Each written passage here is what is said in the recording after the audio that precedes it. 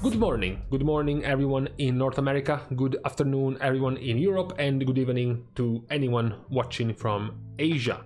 Today is the 2nd of June, so happy June everyone. What we're going over today is tanks and what could you play in this patch. What we're going over today is a help, is a hand I'm giving you as to what you could play in this patch. In the next few days we're going to go over all of the different roles, the tanks, the healers, the range DPS and the melee DPS, as to why would you play one of these specs. We're going to go and divide each specs and rate them out of 5 in difficulty, in damage, in utility, in how fast they play, in diversity, how many options do they have, how good they are in their particular role, for example solo tanking, solo healing themselves as a tank, or damage taken from tanks, or perhaps the spot healing of healers, just to give you an idea of what you could be interested in to play in this patch. Because this patch came out, in case you have not been aware, recently patch 9.2.5 came out, but we haven't actually gotten the season. We've gotten quite a few quality of life additions. Now you can instantly bump your renown with one of your covenants up to 60.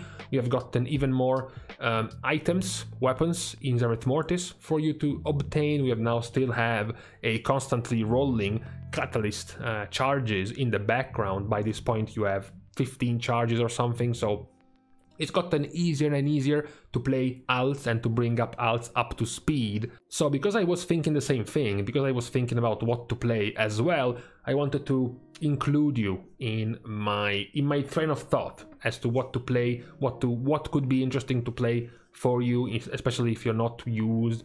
Perhaps you want to do something weird, different for the last tier of the expansion. So today we are starting to look at tanks. Now, as I said, we divide them in different categories, starting with difficulty. Because of course you might be interested in playing a tank, especially if you're one of the players who might want to play a tank for the first time, but you might not want to play one of the harder tanks, one of the more complicated tanks, right? Perhaps you want to start on the easy side of tanking. So as far as difficulty goes, you have Blood Death Knight, which is a 5-star tank when it comes to difficulty, as well as Vengeance Demon Hunter, which is a 5-star tank when it comes to difficulty. The general idea is that these tanks heal themselves. They take a lot more damage than the other tanks, but they heal themselves for a lot in return. This requires more knowledge, this requires more attention to detail, it requires knowing the route of Mythic Plus dungeons, for example, already, so you know where tons of damage is gonna come in. You're gonna have to be prepared for that, so it's more complicated, it is more technical for these two type of tanks. In the middle you have Paladin and Brewmaster Monk. Those are quite balanced, they are quite even in the terms of the damage they take, how much they can heal themselves, etc, etc. So they are more jack of all trades, sort of. Then at the bottom of difficulty you have Guardian Druid and you have Protection Warrior. Those are more simple, they are more straightforward, they have fewer buttons, they are more generally easier to play than the other tanks. Besides the difficulty, we can also look at the two types of tanking, the two types of things you have to keep an eye out on when you tank, which is solo healing and damage taken. Solo healing meaning how much do these tanks actually need a healer? You know, how much do they need to be helped by a healer to stay alive, and how much can they just carry along by themselves? For Blood Death Knight, we have 5 out of 5 stars for solo healing. They are easily the most healer-like of tanks when it comes to the HPS, the healing they can do.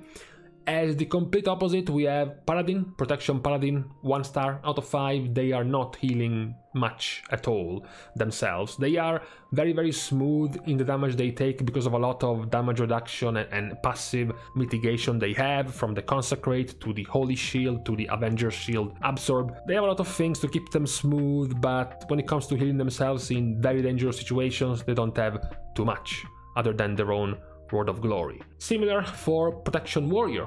They are actually very similar. They can spam their Ignore Pain, but outside of Ignore Pain, their self-healing is very, very limited. So they are quite lacking in that regard. Back to very heavy healing intensive tank specs, you have Vengeance. Of course, Vengeance being a 5-star difficulty spec, that's because they solo heal themselves for a lot. That's because they have to be quite self-sufficient in the amount they heal themselves. And then you have, once again, some specs in the middle, Brewmaster and Guardian Druid. They are not healing as little as Paladin and Warrior, but nowhere near healing as much as Blood and Vengeance. As I said, this is right next to the damage taken. How much damage do they take? So the smoothest tank actually is Protection Warrior. In terms of damage intake, Protection Warrior is the smoothest one out of all of them, followed by Protection Paladin and Guardian Druid.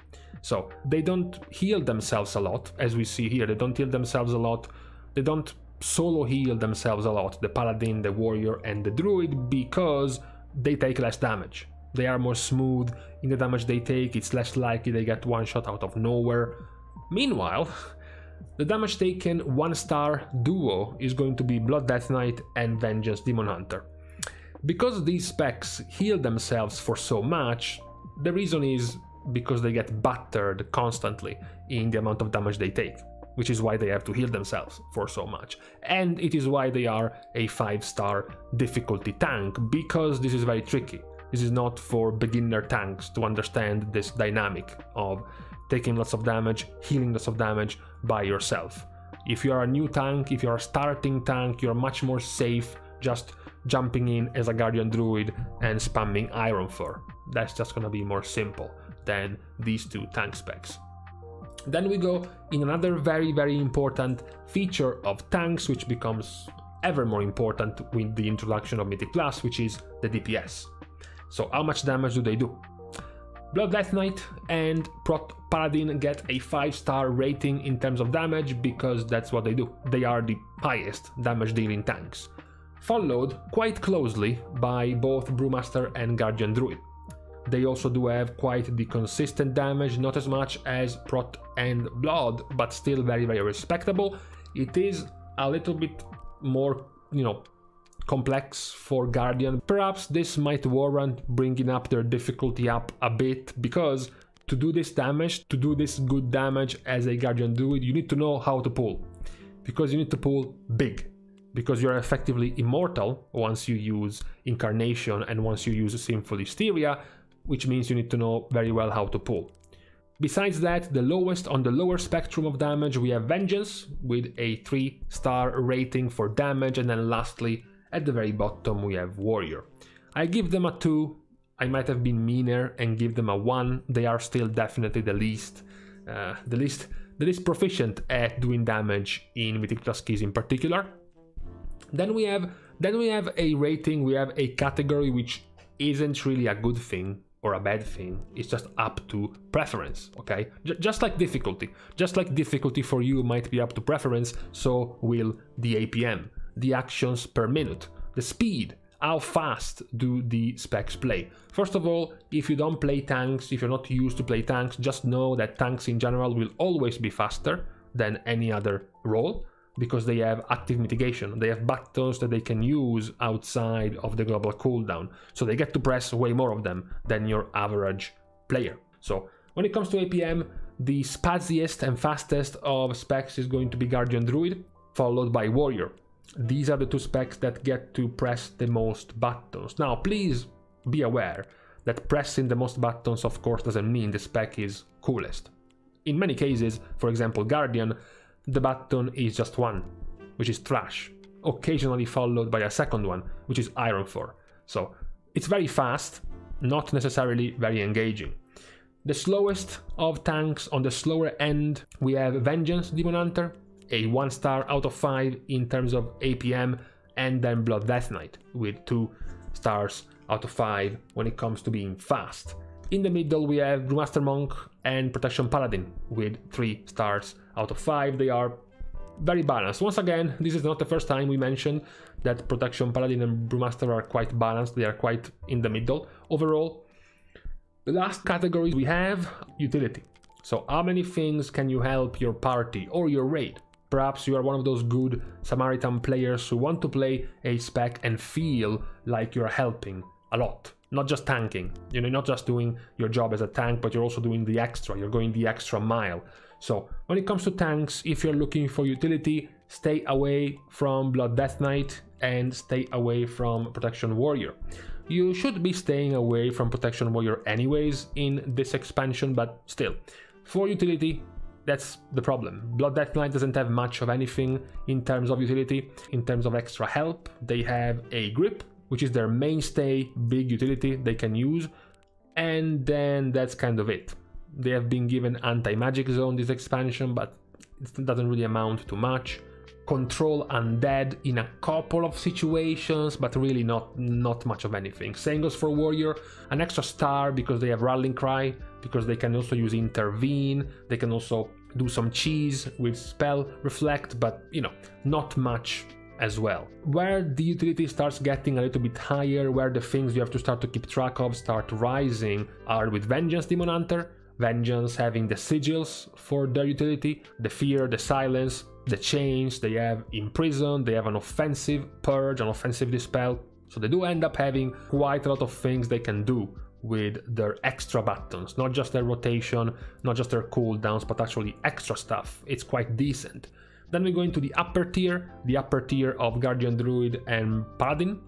The utility of Paladin, the 4-star utility of Paladin, is much easier to use than the Guardian Druids, because you don't need to change different shapes. For example, Paladin has Blessing of Protection or Blessing of Spell Warding, they have Blessing of Freedom, they have Lay on Hands, they have a Stun, they have a Disorient, they can go for off healing, very powerful off healing with Word of Glory, so it's quite good. Same goes for Guardian Druid. It requires a little bit more of finesse of shapeshifting, cut weaving or all weaving to get different bonuses. You do still have things like Typhoon, like Vortex.